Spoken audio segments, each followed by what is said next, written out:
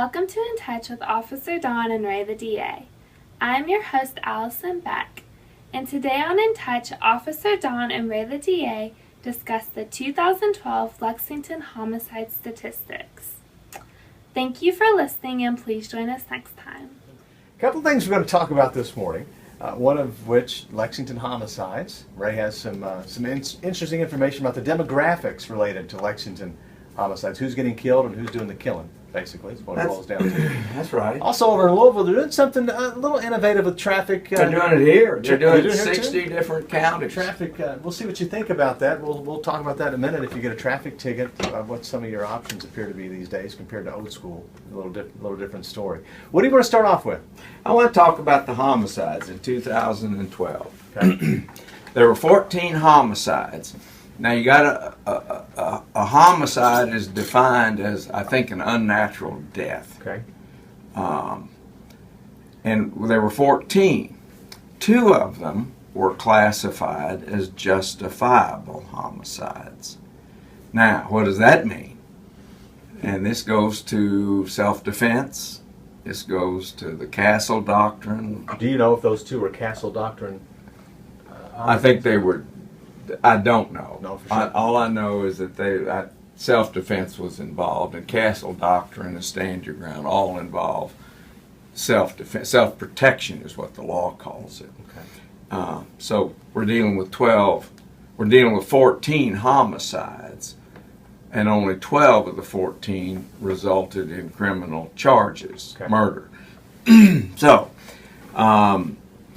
of the 14 homicides that occurred in Lexington, 12, or 86%, were men, 2 victims, and 2 of the victims were women. That's 14%.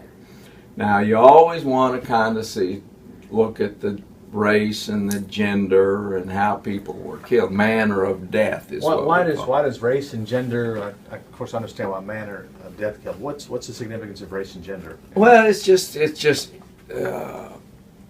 interesting to keep up with those kind of numbers, and if people in the community had any interest in trying to prevent these things, then they'd pay attention. So it helps with crime-fighting strategy to prevent future homicides. You see where things are happening, maybe get an idea of why they're happening and how you can address it. And of course, for instance, gender may play a factor in domestic violence. Right. And that may tell you that you're dealing with domestic violence issues more often because, let's face it, in most cases, men kill women when it comes to domestic violence, in most cases. And then race would give you an idea of where your most troubled neighborhoods are. Good. And what type of activities are occurring that leads up to the homicide.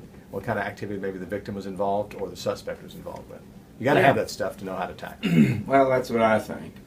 And I don't know that I've talked about this before, and that is that people don't seem to get themselves all fired up about those things quite so much as I think they should, but I'm out there shouting in the wilderness. So the question is, as it relates to victims of these homicides, we had 14, 2 of which were determined to be justifiable homicides. That means no criminal charge. So what was the race of these 14? Well, 3 of the victims, of the homicide victims in 2012, were white. 8, or 58%, of the victims were black. And 3 were Hispanic.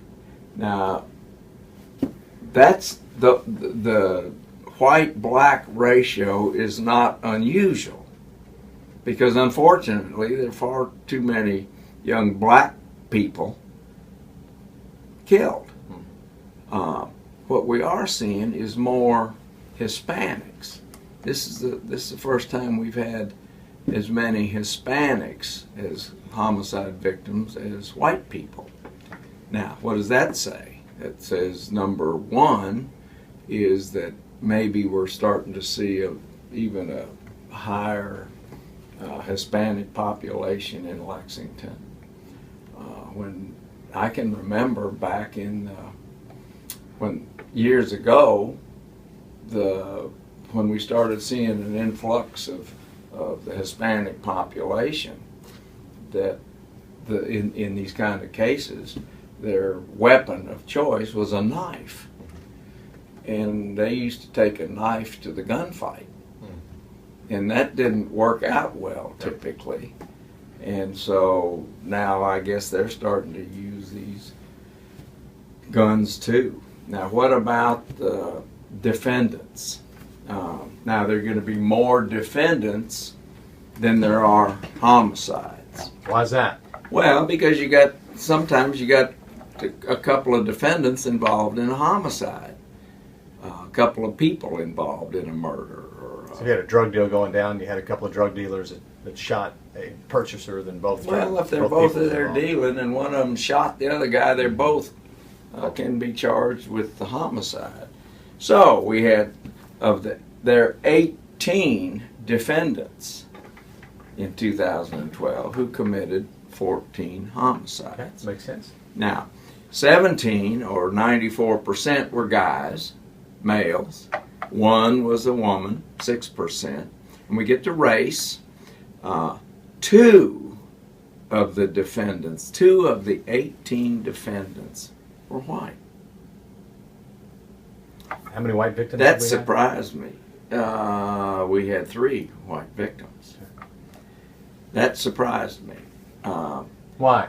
It just did. That's a low number of white defendants for 14 homicides, typically. But you had three white victims, and generally we see the pattern with homicide as it's white on white, black on black, Hispanic on Hispanic. Yeah. As a general rule, that's what you get into. Well, you're seeing more black on other race homicides. Now, how many black defendants were charged? 13. That's 72% of the 14 homicides. There was a black defendant and 3 Hispanic defendants, which seems to be in line with what we were talking about. The blacks, whites, and Hispanics historically have sort of victimized their own race. Now, what about the manner of death? 79% are gunshot wounds. 7%, 1 out of the 14 homicides, was by blunt force injury. That means somebody just beat to death. That's what that is. And 2 knives were used, stabbings. So that's that's the demographics of 2012 homicides in Lexington.